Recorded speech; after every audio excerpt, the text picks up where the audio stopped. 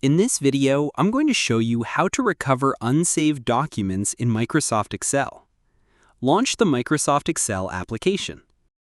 Let's take a blank workbook from here. Let's add some data to the page, for example.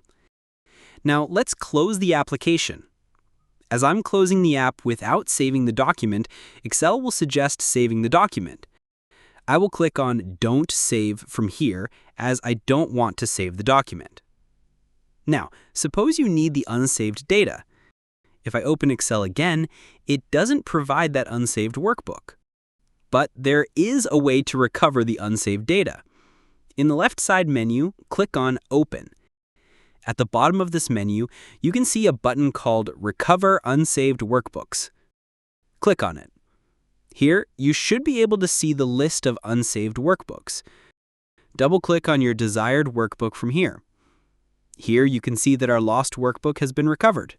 Now you can save your file if you want. If you couldn't find any files in the recovery section, that means your auto recover might not have been turned on. In the title bar, click on File.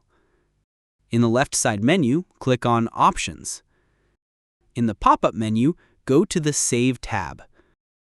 In the Save tab, make sure that this Keep Auto Recover option is turned on. Now reduce the auto recover time from 10 to 1 minute. This means Excel will store the unsaved file every 1 minute. Remember that Excel will store an unsaved file after the file has been open for 1 minute, so if this time has not passed before the file is closed, you will not be able to recover the lost file.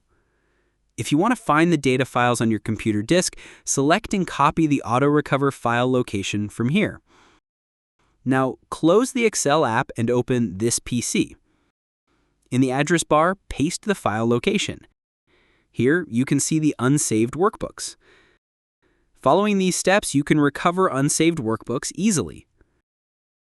Feel free to reach out if you encounter any issues during the process.